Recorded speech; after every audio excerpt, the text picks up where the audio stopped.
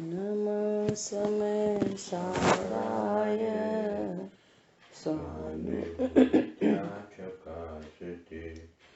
चेत स्वभावाय भावाय सर्वभावान्तरक्षिरे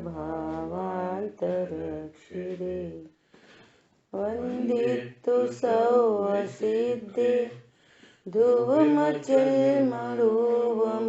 गदिपत्ते भोक्ष्यामि समय पाहुर ब्रह्मो सुध केवली बलिदम्। समय सारजी ग्रंथादिराज और 16, 17, 18 नंबर की गाथा पर अपनी चर्चा चल रही है। बहुत ही महत्वपूर्ण गाथा है। 17, 18 नंबर की गाथा, इसकी टीका पर अपनी चर्चा चल रही थी। अपन ने भली भांति समझने की कोशिश की कि जीव राजा कैसा है, अर्थात मेरा वास्तविक स्वरूप कैसा है। 14वीं 15वीं गाथा से लगातार विषय चलता चला आ रहा है। अबध स्पष्ट आदि भावों के द्वारा आचार्य भगवान ने जीव राजा को ही बताया। 6वीं गाथा में जो प्रमत्त नहीं होता, अप्रमत्त नहीं होता, जीव राजा को ही बताया है। 7वीं गाथा में जो गुण भेद रूप नहीं होता, वो जीव राजा को ही बताया है ना।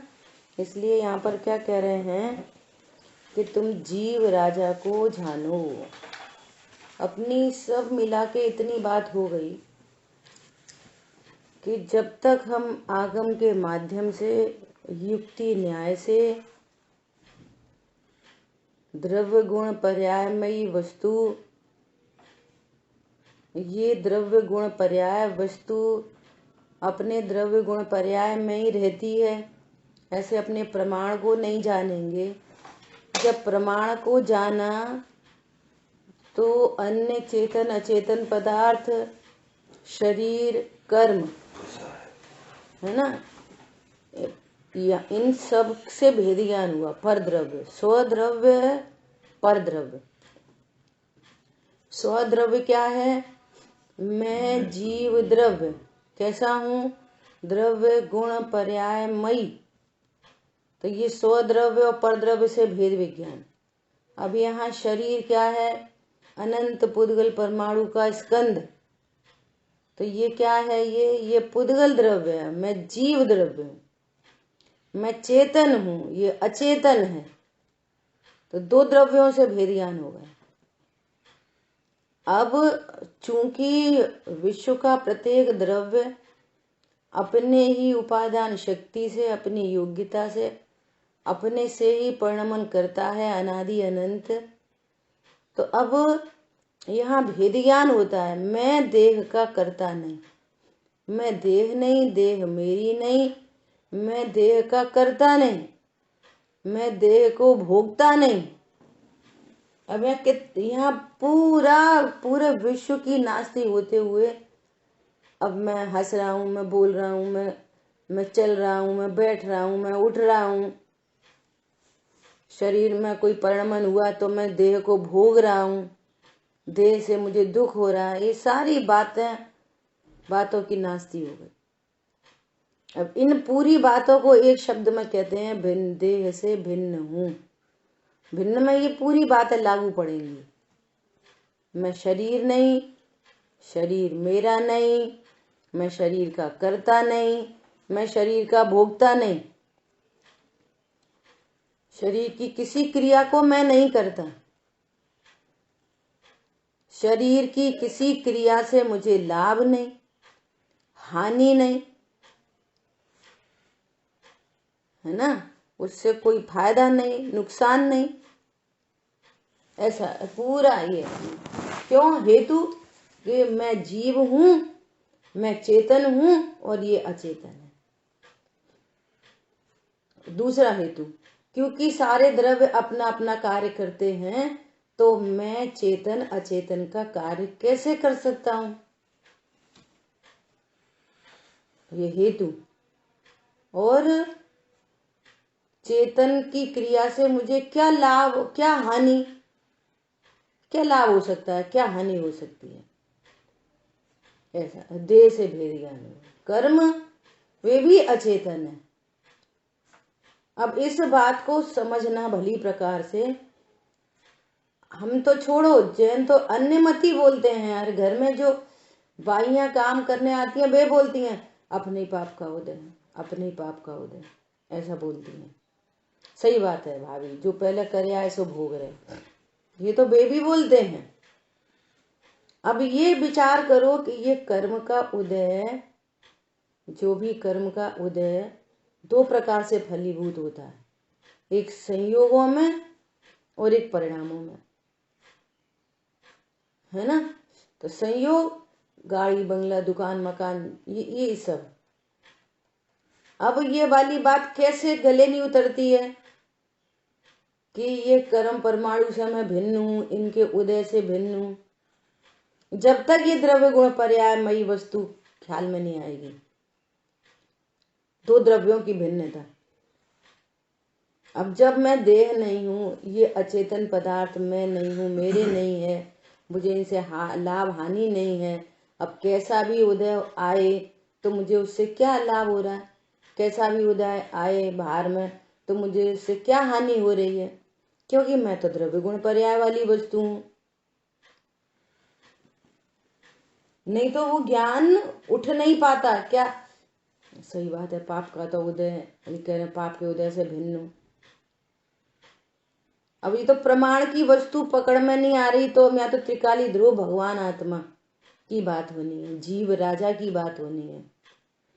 कर्म का उदय कहाँ आएगा, संयोगों में। अपन पहले बोल चुके हैं संयोग से न्यारा हूं, जब शरीर से न्यारा हूं तो संयोग से, और कर्म के उदय में संयोगों की प्राप्ति होगी। तो जो संयोगों की प्राप्ति हो रही है उससे मैं भिन्न हूं, उससे मुझे लाभ नहीं है, हानि नहीं है, ये कर्म से न्यारा हूं। इतनी बात तो पर द्रव्यों की हो गई जो अचेतन है। कर्म क्या है, अचेतन है, मैं चेतन हूं। कर्मों में ज्ञान नहीं, टोडरमल जी ने सब लिखा है, कर्मों में ज्ञान नहीं, कर्मों में शक्ति नहीं। कर्मों में ज्ञान भी नहीं है, शक्ति भी नहीं, तो वो ऐसे कैसे जानते कि चलो अब इसको दुख देंगे। न उनमें ज्ञान है न उनमें शक्ति है। फिर कर्म के उदय की इतनी क्या दुनिया भर में चर्चा चल रही है कि अपने को ज्ञान स्वरूपी भगवान आत्मा नहीं जानकर कर्म के उदय में जो सामग्री प्राप्त है, ये अच्छी है, ये बुरी है, मेरी है, तेरी है, इस परिणाम से दुख होता है, कर्म के उदय से नहीं। मैं जीव राजा हूं ऐसा नहीं जानकर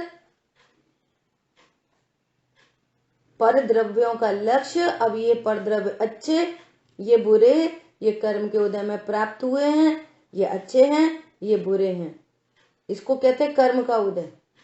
इसलिए दुख हो रहा है। कर्म का उदय है, अपने स्वरूप के सन्मुख है, वो कर्म उदय में आया, फिर गया, चला गया। तो तुम स्वभाव को नहीं जानते और उसका लक्ष्य करते हो तो दुख होता है। क्लियर हो गई बात, कर्म के उदय की बात। कर्म और कर्म का उदय दोनों ही तो अचेतन है। अरे कर्म के उदय में पत्नी बच्चे मिलते, वे तो चेतन है। हाँ, वे उनके लिए चेतन है, हमारे लिए तो अचेतन वत है ना, क्योंकि उनसे हमारे क्या प्रयोजन की सिद्धि होती है। ऐसा बात क्लियर हो रही है। कर्म का उदय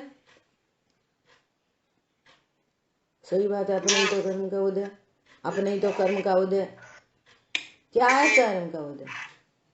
ऐसा क्लियर। अब आ गई बात परिणामों की। ये जो परिणाम उत्पन्न होते हैं, शुभ अशुभ भाव उत्पन्न होते हैं, ये शुभ अशुभ भाव अपने स्वरूप को नहीं जानने पर जो कर्म बंधे थे, उन कर्म के उदय में ये परिणाम उत्पन्न होते हैं। या कर्म के सापेक्ष कहो और या अपने स्वरूप के सापेक्ष कहो कि मैंने अपने स्वभाव को नहीं जाना, तो परद्रव्य इष्ट अनिष्ट की कल्पना उत्पन्न होती है, इसलिए ये राग द्वेष होते हैं। ये उपादान की तरफ से कथन और वो कर्म की तरफ से। अपने स्वरूप को जानते हैं तो राग आदि मिटते हैं, और राग आदि 4 प्रकार के हैं, तो उनमें क्रम पड़ता है। ऐसा अनंतानुबंधी मिटे, स्वभाव के सन्मुख हुए अनंतानुबंधी मिटे। मिटती पर भावों की रेखा, ये पर भावों की रेखा मिटती है स्वभाव को जानने पर। अनंता मिथ्या तो अनंतानुबंधी राग का अभाव होता है। क्षण भर निज रस को पी चेतन, मिथ्या मल को धो देता है। काषाय भाव विनष्ट किए, निज आनंद अमृत पीता है। और फिर वापस उसी स्वभाव, आंशिक शुद्धि जिससे प्रगटी, पूर्ण शुद्धि उससे पाओ। ये मोह और राग है ना, हिंसा झूठ चोरी कुशील परिग्रह पूजा पाठ व्रत नियम संयम के परिणाम, ये सब कषाय हैं, और ये मेरा त्रिकाल स्वरूप नहीं है। मेरा स्वभाव तो, अभी सुनना ध्यान से, मेरा स्वभाव तो लक्षण की तरफ से कहें, भेद से कहें तो जानना है, और अभेद से कहें तो ज्ञायक तो ज्ञायक ही रहता। मेरा स्वरूप क्या है? देखो दर्पण में कुछ भी, दर्पण का स्वरूप कैसा है कि झलकाने का, तो दर्पण कैसा रहता है? दर्पण तो दर्पण ही रहता है, कुछ भी झलक जाए दर्पण दर्पण ही रहता है। ऐसा तो उसका झलकाने की तरफ से 4 चीजें रखी है। सोने की शीट रखी है, लोहे की रखी है, चांदी की रखी है, दर्पण रखा है। कैसे पहचानोगे दर्पण को? तो उसकी पहचान का चिन्ह कहाँ से बताएंगे? जिसमें तुम्हारा चेहरा झलक जाए वो दर्पण है। सबके सामने खड़े हुए दर्पण के सामने, ओ ये दर्पण है, पहचान के चिन्ह हो, पहचान हो गई ये दर्पण है। ये सब दर्पण नहीं है। अब दर्पण में झलक रहा है, ओ दर्पण काला हो गया, ओ दर्पण में सुअर आ गया, ओ दर्पण में मोर आ गया। अरे दर्पण में कुछ नहीं आया, दर्पण तो दर्पण ही रहता है। समझ आ रही बात? झलकन से उसका स्वरूप बताया, और दर्पण कुछ भी झलक जाए दर्पण दर्पण रहता है। ये उसका त्रिकाली स्वरूप बताया, जो उसका वास्तविक स्वरूप है। पण समझ में आया? ऐसा उपयोग लक्षण से कहेंगे तो जीव किसे कहते हैं? जो जानता देखता है। ये भेद से, क्यों? लक्षण से लक्ष्य की प्रसिद्धि होती है। पॉइंट समझ में आया? तो ऐसा मैं जीव राजा हूं, मैं शुद्ध हूं। जो शुद्ध जाने आत्म को वो शुद्धता को प्राप्त हो। संयोग शरीर कर्म कषाय वाला जाने अविशुद्धता को प्राप्त हो।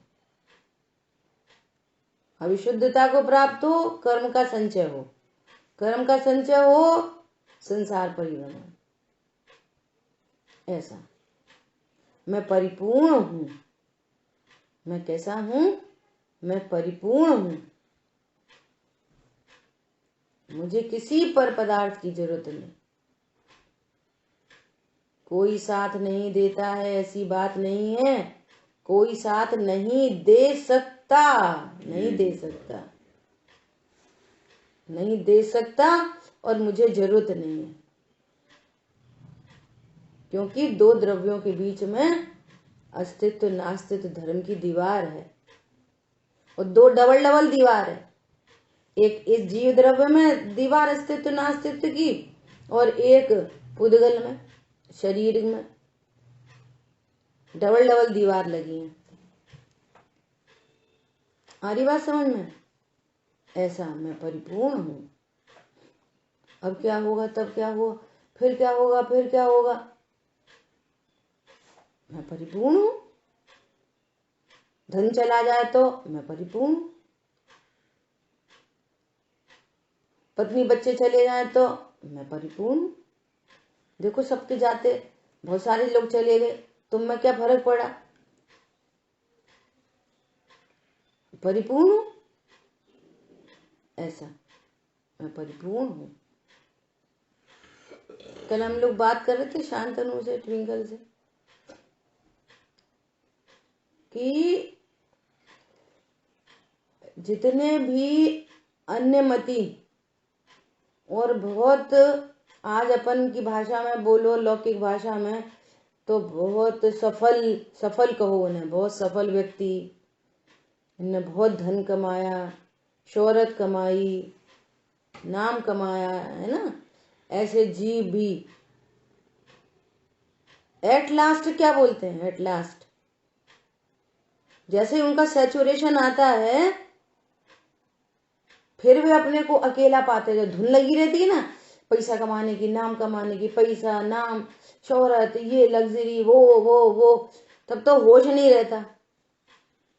जिनवाणी कहती है धतूरा पिए हैं, धतूरा पी रखा है, मोह मना महामद पियो अनादि, ऐसे पागलों की तरह बकता है।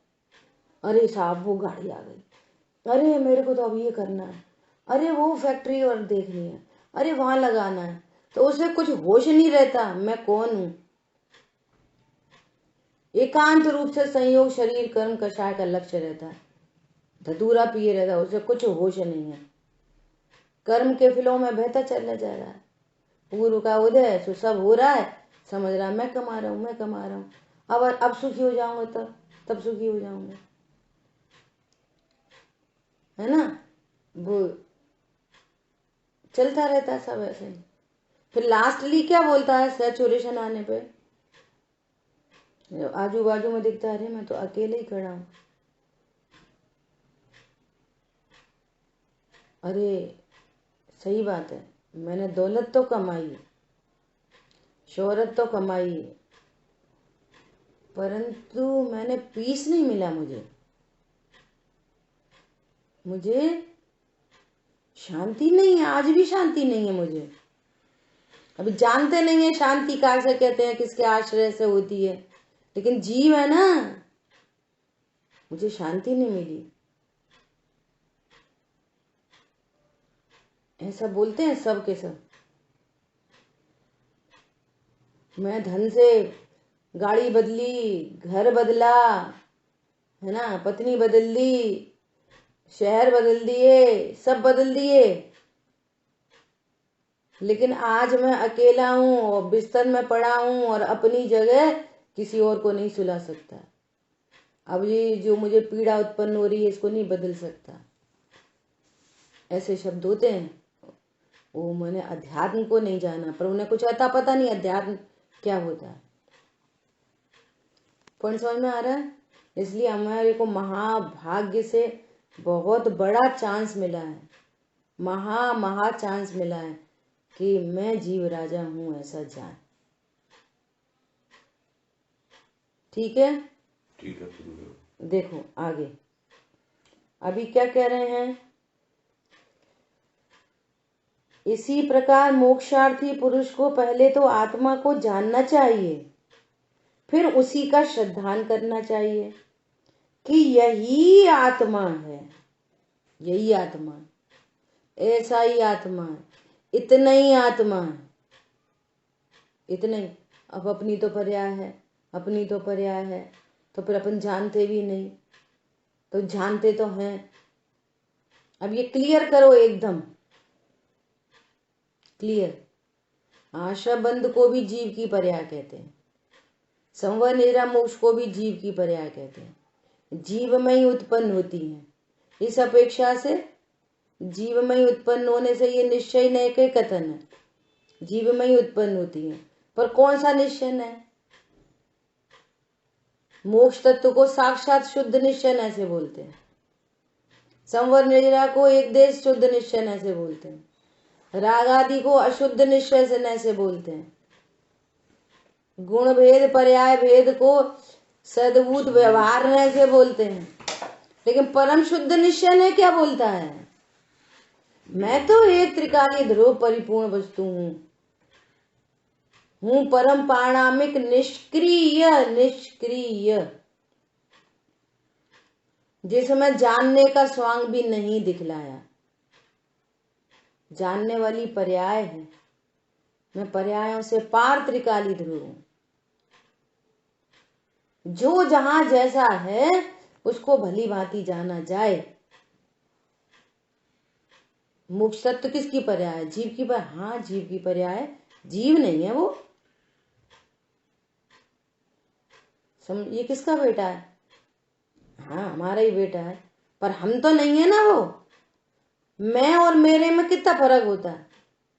जब दूसरों की अपेक्षा, तो मैं मेरा भी कैसे लगता है, दूसरों की अपेक्षा बात की जाएगी तो मैं, मेरी पत्नी, मेरे माता पिता, मेरे बच्चे, ये मेरा परिवार, ये मेरा। दूसरों की नास्ती करने के लिए ये मेरा, और नहीं ये हमारा बच्चा तो नहीं है। तो गोरा काला, तुम तो बड़े गोरे हो, नहीं ये हमारी पर्याय तो नहीं है।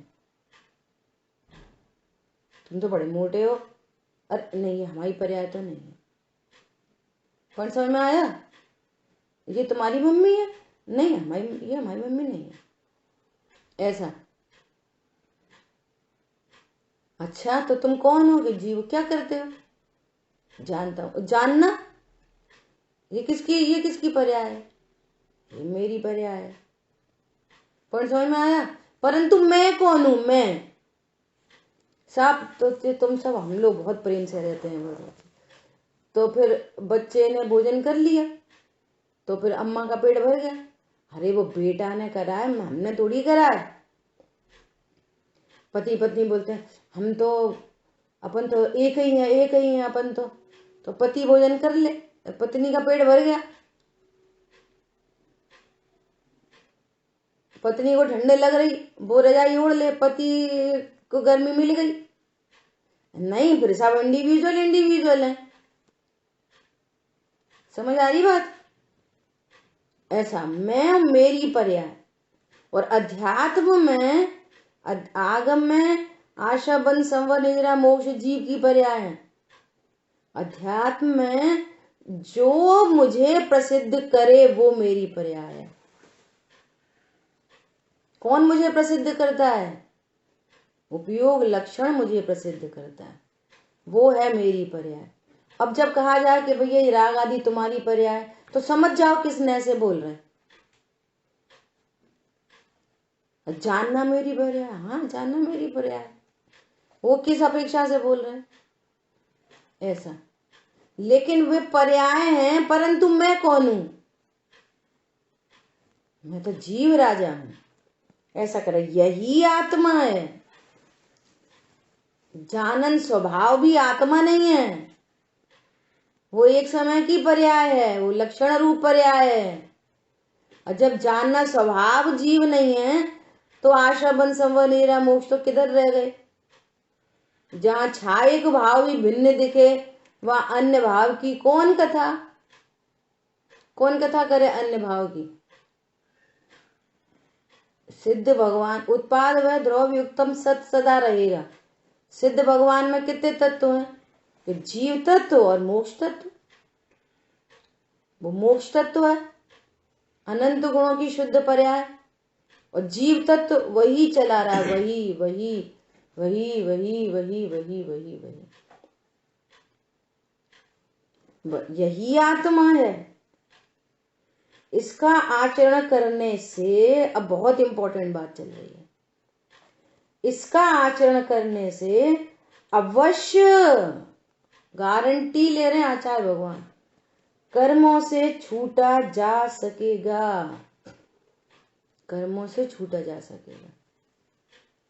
टोडरमल जी ने दुख के कारणों में, इस जीव को दुख क्यों है?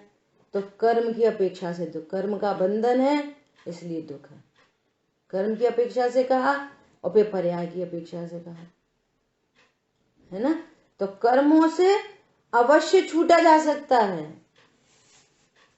कैसे छूटा जा सकता है? यही आत्मा है। कर्मों से अवश्य छूटा जा सकता है। देखो यहां पर 184 कलश निकालो। देखो हम आपको पेज बताते निकाल के।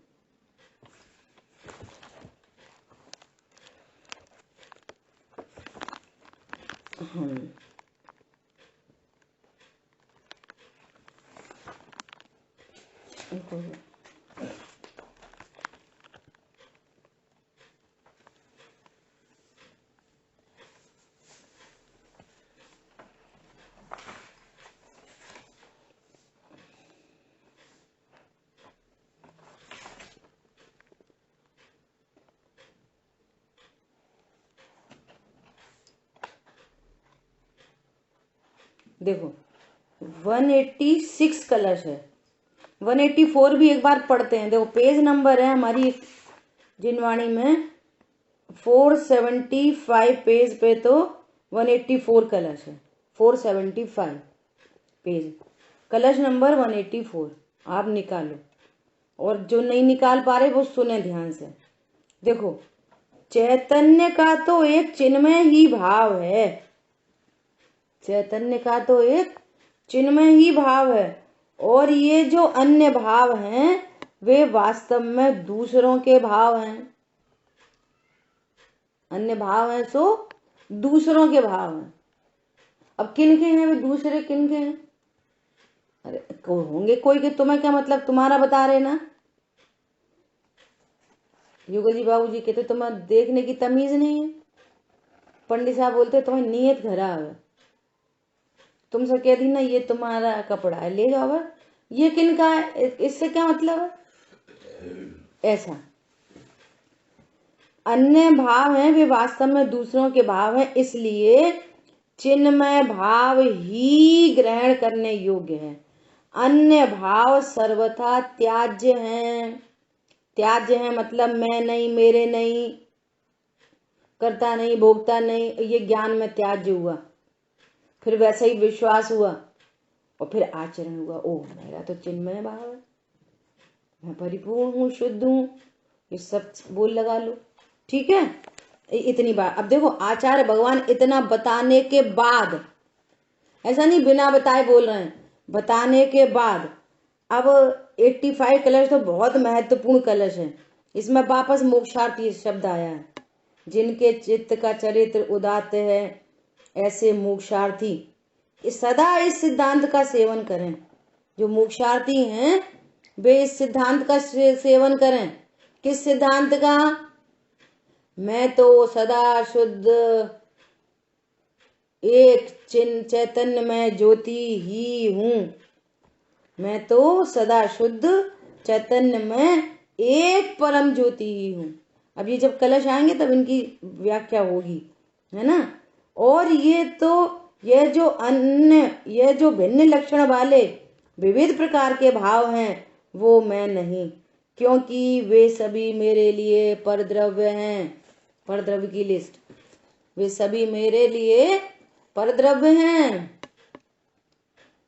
एक समय की जानने वाली पर्याय भी मेरे लिए परद्रव्य है। मैं तो शुद्ध एक अखंड चैतन्यमयी ज्योति हूं, अनंत गुणों का अभेद पिंड हूं। जानने वाली पर्याय भी परद्रव्य है। शुभ अशुभ परिणाम भी परद्रव्य है। संवर निद्रा मोक्ष भी परद्रव्य है। मेरा तो एक चैतन्य चिन्मय ही भाव है, ऐसा आचार्य भगवान कह रहे हैं। जो मोक्षार्थी हैं, यहाँ पर बात आई थी ना मोक्षार्थी, यहाँ पर भी कह रहे हैं मोक्षार्थी इसका सेवन करें, अर्थात इस रूप अपने को जाने। अब सुनो, अब बहुत जो मुख्य बात कहनी थी।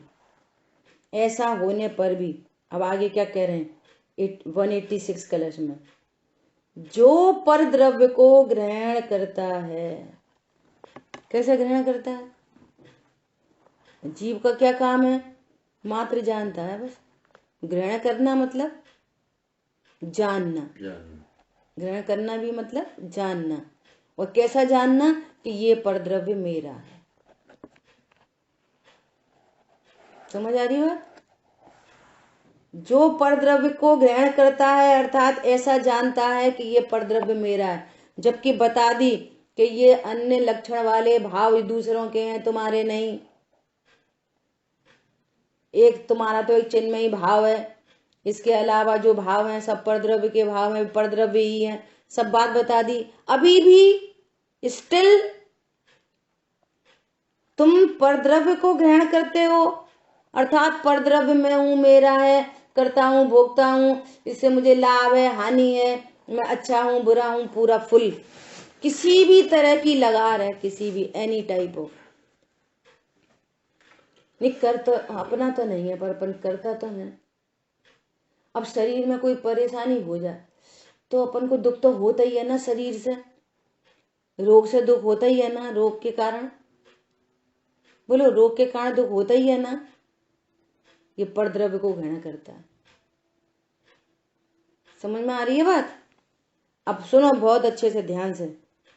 वह अपराधी है, वो अपराधी है। लौकिक में जो अपराध दिखाई दे रहे हैं, यहाँ तो कह रहे हैं मुनिवृद्ध धार अनंत बार ग्रीवक उपजायो, पैनी जातम ज्ञान बिना। तू अपराधी है, पैनी जातम ज्ञान बिना सुखलेश न पायो, अपराधी है। जो ये कहता है मैं स्त्री हूं, पुरुष हूं, गोरा हूं, काला हूं, ब्रह्मचारी हूं, पढ़ता हूं, पढ़ाता हूं, है ना, मैं संयमी हूं, मैं मुनि हूं। मैं कौन हूं? मैं मुनि हूं।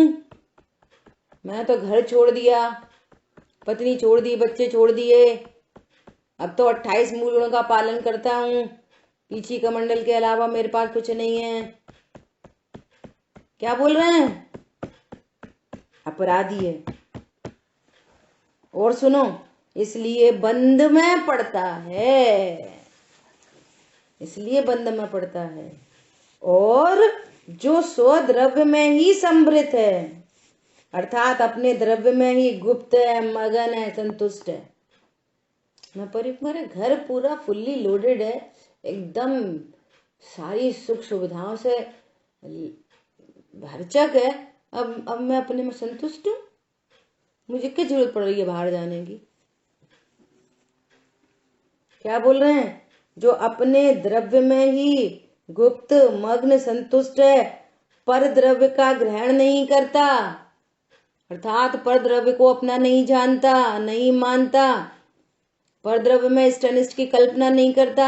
मेरा लड़का अच्छा है, बुरा है, मेरी अम्मा खराब है, अच्छी है, मौसम खराब है, अच्छा है, सरकार खराब है, अच्छी है, रोड खराब है, अच्छी है। समझ में आ रही है? पर द्रव्य का ग्रहण नहीं करता, ऐसा यति निरपराधी है, इसलिए बंधता नहीं है। समझ में आ गई बात? इसलिए वो बंधता नहीं है। सापराध आत्मा निरंतर कर्मों से बनता है, और निरपराध आत्मा कर्मों को स्पर्श तक नहीं करता, ऐसा कह रहे हैं, ग्रहण नहीं करता। अब आगे एग्जाम्पल दे रहे हैं पुलिस का। अब निशंकता आती है ना, बोलो आपने कोई अपराध किया नहीं है ना, और पुलिस आ गई है गली में, सबके घर की चेकिंग हो रही है, आ जाए, हमने तो कुछ किया ही नहीं है। यहाँ पर सब जगह कर्म कामना वर्गना भरी पड़ी है। मैं तो मेरे को ज्ञान स्वरूपी भगवान आत्मा जानता हूं, ऐसा यही जीव है, ऐसा ज्ञान और विश्वास है। मिथ्या तो वही नहीं, तो फिर मोहिनी कर्म क्यों आएगा? दर्शन मोहिनी। मैं परद्रव्य को अपना जानता ही नहीं, मानता ही नहीं, तो बोलो कर्म क्यों आएंगे? पुरानी हथकड़ी पड़ी होंगी तो क्या होगा? टूट जाएंगी, नया कर्म बनेगा नहीं, पुराने खिल जाएंगे। राग मुझे कोई परद्रव्य इष्ट अनिष्ट भाषित ही नहीं हो रहा, कौन अच्छा है कौन बुरा है, भाषित नहीं हो रहा, तो कषाय उत्पन्न नहीं हो रही, जब कषाय उत्पन्न ही नहीं हो रही है तो चारित्र मोहिनी काय को बंधेगा? समझ में आ रही है? तो क्या बोल रहे हैं? ये है निरपराध आत्मा, जो अपने को जीव जानता है। और अब ये वाले भाव, फिर ऐसे भाव खराब हो गए, अच्छे हो गए, अरे ये अन्य के भाव हैं, तुम जीव हो। बोल दिया ना, यही जीव राजा है। ये परिणाम है, जीव राजा नहीं है।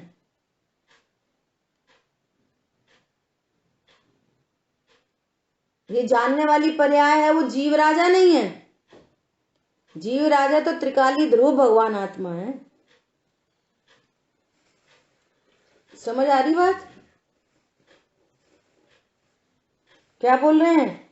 उसका आचरण करने से अवश्य कर्मों से छूटा जा सकेगा और फिर उसी का अनुचरण करना चाहिए, अनुभव के द्वारा उसमें लीन होना चाहिए। उसका आचरण करना चाहिए मतलब संयोग है, मैं असंयोगी हूं, ये आचरण हो गया। ऐसा नहीं है संयोग दिखाएंगे नहीं, उठना बैठना खाना पीना ये सब दिखाई दे रहा है, परद्रव्य, ये परद्रव्य की क्रिया है, मेरी नहीं। ये है आत्मा का आचरण। बहुत तेज भूख लगी, बहुत तेज, थाली भी है और हाथ पैर भी चल रहे हैं और मुंह तक कौर भी आ रहा है, सारे कार्यक्रम हो रहे हैं और आत्मा का आचरण चल रहा है। क्यों? मैं तो जीव राजा हूं। थाली मैं नहीं, मेरी नहीं। उंगली चल रहे, हाथ चल रहे, होठों तक आ रहे, मुंह में रखा जा रहा, चबाने की क्रिया हो रही, मेरी नहीं। ये आत्मा का आचरण। जल्दी खाऊं, बहुत ही भूख, ये भाव मेरा नहीं, ये भाव मेरा नहीं। मैं कौन हूं? मैं त्रिकाली ध्रुव भगवान आत्मा हूं। ये आचरण, खाने की क्रिया के काल में आचरण और हर समय चल रहा है आचरण, वो मैं जीव राजा हूं। ये निर्णय पूर्वक आचरण, और फिर ये निर्णय पूर्वक जब आचरण है तो फिर अनुभूति पूर्वक आचरण, फिर अनंतानुबंधी कषाय के अभाव रूप आचरण। समझ आ रही बात? मैं भोजन करता हूं कि भोजन के भाव करता हूं? बोलो जल्दी। भोजन करता हूं कि भोजन के भाव करता हूं? बना देता हूँ। अनाहारी स्वरूप हो हम, कि भोजन करने के भाव को मात्र जानता हूं। अब मैं जान रहा हूं ये दाल है, ये चावल है, ये चटनी है, दाल अच्छी नहीं बनाई आज, थोड़े छौकन। अब जान रहा हूं, पर को जान रहा हूं। अब उल्टी तो फिर ऐसी क्रिया नहीं, ऐसे भाव नहीं करने चाहिए। दाल अच्छी, बोलो जैसी दाल मिले वैसी चुपचाप खाना चाहिए। क्या बोला? खाना जैसा मिले वैसा शांति से खाना चाहिए, जे नहीं करना चाहिए, जे नहीं, वो नहीं, जे नहीं, जे लाओ बोला। क्या बोला? शांतनु, ऐसा करना चाहिए कि नहीं करना चाहिए? जल्दी बोलो फटाफट। जैसा खाना आए ऐसा ही करना चाहिए। हैं? देखो, अरे तुम कौन हो भाई साहब? अनारी स्वरूप हो। रहते हुए, मतलब ज्ञायक रहते हुए, और ऐसा करना चाहिए। पूरी गड़बड़ हो गई, इसलिए जानबूझ के पूछ रहे हैं। देखो बहुत गजब की बात है, उपदेश ऐसे ही मिलेंगे। थोड़ी इस पे भी चर्चा करो। ऐसे ही उपदेश मिलेंगे, लेकिन उस उपदेश में कल वो बोल रहे थे राजकुमार जी, वो शाश्वत धाम वाले, कि भैया वक्ता श्रोता की जो बिल्कुल सीरियसनेस जहां पे है, वक्ता की क्या जिम्मेदारी है? कि वक्ता की जिम्मेदारी है कि वो जिस अपेक्षा से बात कर रहा है उसको अपेक्षा स्पष्ट करनी चाहिए। वक्ता के अभिप्राय को नय कहते हैं।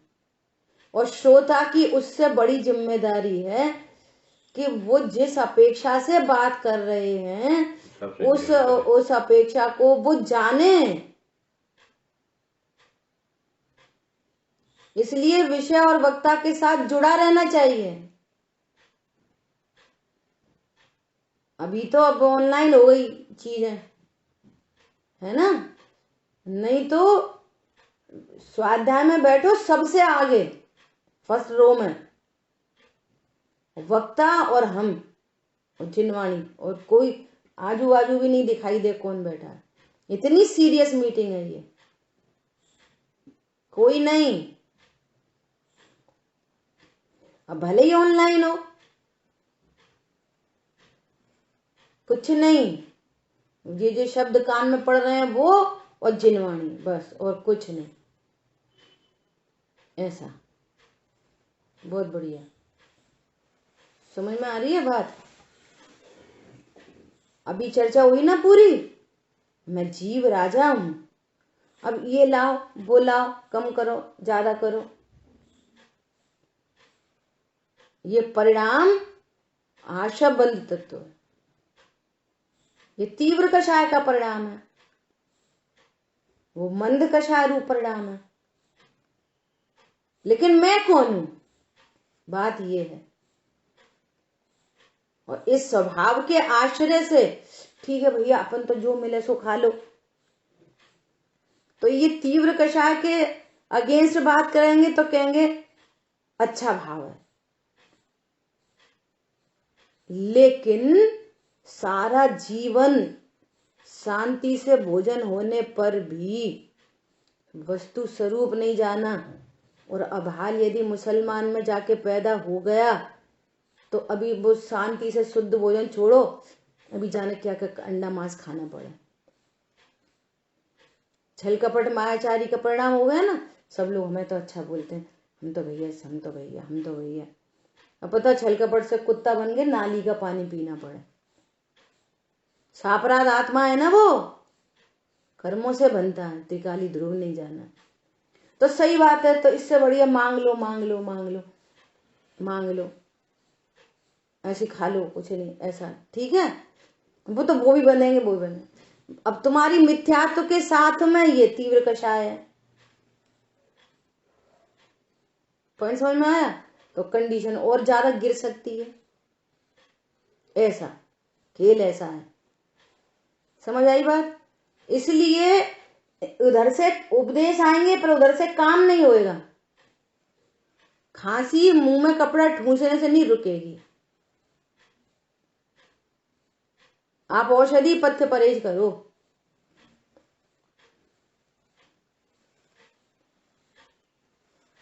इसलिए ये गोष्ठी चल रही है ना, क्या करना चाहिए? क्या करना चाहिए? यदि तुम सुखी होना चाहते हो तो फिर क्या करना चाहिए? भैया आगम का सेवन करना चाहिए, बहुत शांति से विवेक पूर्वक युक्ति न्याय लगाते हुए। हवा हवा में नहीं चाहिए, हवा हवाई निर्णय करो। आगम का सेवन करना चाहिए। और आगम के सेवन में हमें तो सब आता है, हमें तो भोग आता है, हमें तो जे आता है, हमें तो एक पर्याय से ये सही बात है, एक द्रव दूसरे द्रव का करता नहीं है। ये थ्योरी नहीं चाहिए। अपने लिए सुनो, मैं पर द्रव्य का करता नहीं, मैं देह नहीं, देह मेरी नहीं, देह का कोई कार्य मेरा नहीं, देह से मैं अच्छा बुरा नहीं। यहाँ पे करो जो सीख रहे हो, यहाँ भेद ज्ञान करो। समझ आई बात? एक रूप निर्णय हो, फिर क्या हो? क्षण भर निज रस को पी चेतन मिथ्यामल को धो देता। काषाय भाव विनय, ये है खांसी दूर करने का उपाय। औषधि पथ्य परहेज। क्या है औषधि? बोलो, कल बताई थी क्या है औषधि। आखिरी बात, औषधि क्या है? वेद विज्ञान। वेद विज्ञान। और वेद विज्ञान क्या है? वेद ज्ञान क्या है? 3 परिभाषा। वस्तु स्वरूप का यथार्थ ज्ञान। हाँ, मंजू मंजू आंटी बोल रही है, रुको शांतनु। बोलिए। वस्तु स्वरूप का यथार्थ ज्ञान, रहस्य का विशेष ज्ञान, इस ज्ञान में मैं या ऐसा ग्रहण। बहुत बढ़िया। अजीत भाई साहब बोलो। 3 पॉइंट। अजय भैया आप सुन के आप तैयार रहना। अजीत भाई साहब बोलिए।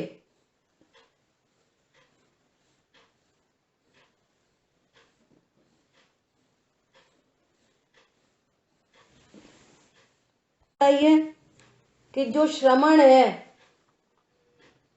और जिसने आगम का अध्ययन भले किया लेकिन स्वाध्याय नहीं किया, स्व का अध्ययन नहीं किया, तो वो कर्मों से कैसे छूट सकता है? अब देखो गजब की बात देखना कि जिसने अपने को आत्मा जाना और आत्मा के जानने पूर्वक क्षण भर निजरस को पी चेतन अनंतानुबंधी अप्रत्यख्यान प्रत्यख्यान कषायों का अभाव हुआ, आत्मा की अमूर्तिक पर्याय है, बाहर से दिख नहीं रही और बाहर में आ गई नग्न दशा, नग्न दिगंबर दशा, है ना। अब इसी के आश्रय से अनुपम सुख तब विलसित होता, केवल रवि जगमग करता है। ओ ये मुनिराज अरहंत बन गए, ये मुनिराज। जय जयनाथ परम गुरु, जय जयनाथ, जय जयनाथ। देव आ गए ऊपर से उतर के, कमलासन रच गया। समझ में आ रही है? ओहो हो, सब लोग भगवान का ज्ञान कल्याणक मनाने लगे। 3 चमर की छत्र की रचना हो गई, समोषण की रचना हो गई। ये क्या हो गया? ये मुनिराज, अभी तो ये मुनि थे, ओ इनके सर्वघाती कर्मों का क्षय होके ये अनंत दशा में विराजमान हुए। अब ये कह रहे हैं कि जे मुनिराज तो स्वर्ग चले गए। ये तो अरंत ही नहीं बने, और वहां से कहा चले गए? वहां से तो स्थावर में चले गए। पर समझ में आ रहा है? जो मुनि दशा, जो श्रमणपना अरंत बनने का कारण है, तुमने मुनिपना अंगीकार कर लिया परंतु तुमने आत्मा को नहीं जाना, तो तुम्हारे घाती कर्मों का क्षय कैसे होएगा? वो कह रहे हैं जो श्रमण है सो एकाग्र है, और जो एकाग्र है सो तत्व निर्णय पूर्व आगम का अभ्यास करते हैं, उनके कर्मों का क्षय होता है, वे भगवान बन जाते हैं। और इनने तो 28 मूल गुणों का पालन किया, सब किया। अब ऐसा कहना पड़ता है कि किया वे तो हो गए। जैसा भी बात कर रहे थे ना कि कर्म के फल में वो गाड़ी बंगला जेब वो फलाए ठिकाने धतूरा पी रखा है, होश ही नहीं। ऐसे ही समझ लेना। अब कर्म के उदय में देव मिल गए, गुरु मिल गए, शास्त्र मिल गई, जनवाणी मिल गई, ऐसे सिटिंग होने लगी, फिजिकल प्रेजेंस होने लगी, हम तो मुमुक्षु हो गए, जीव राजा पता नहीं। तो वह कर्मों का क्षय कैसे होएगा? मतलब वही बाहर की क्रिया, वही हर चीज जो कर्म के क्षय में निमित्त बनती और दुनिया कहती ये भगवान बन गए और सचमुच में उनको वीतरागता प्रकट होती, तो वही बाहर का सारा क्रियाकलाप आत्मा को नहीं जानने से कर्म का क्षय कैसे होएगा? पॉइंट समझ में आ रहा? पकड़ में आ रही बात? आत्म अनात्म के ज्ञान हीन जे करनी तन कर छीन। कुछ नहीं। वो कहते तो हम उपवास करते हैं, भूखे रहते हैं, प्यासे रहते हैं, तो वो कहते तुम काय क्लेश करते हो अकेला। लंघन है ये अकेला, उपवास नहीं है।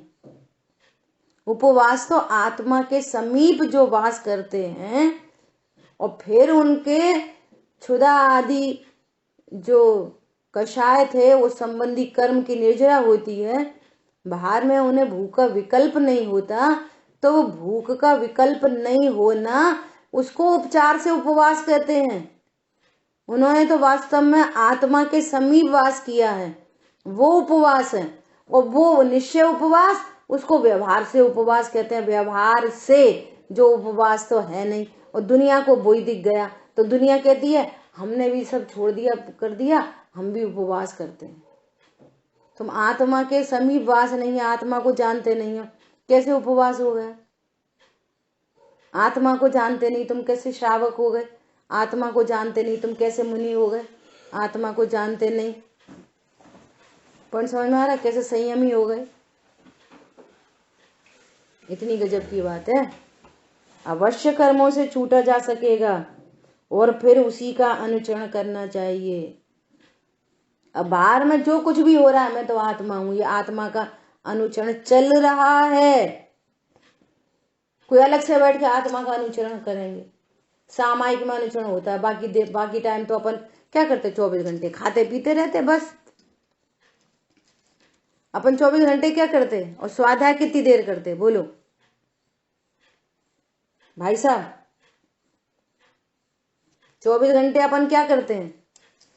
स्वाध्याय कितनी देर करते हैं? सही कह रहे हैं। खाते पीते कितनी देर रहते हैं? सही बात का सही बात है।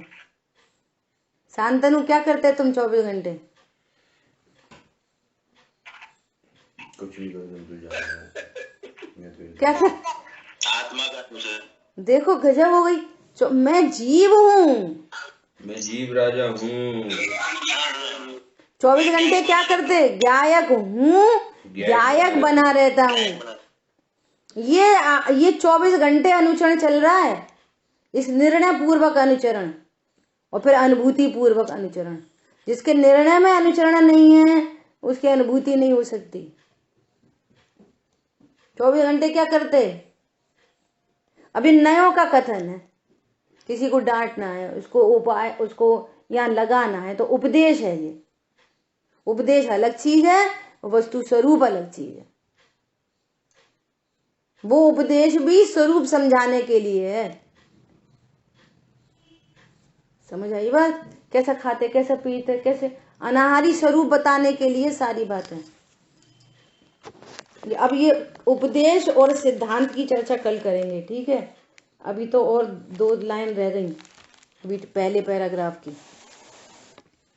आप सोचो, धुआंधार चर्चा, ज्ञान घन घान बुझावे। घन घोर चाहिए जीव राजा की बात, घन घोर।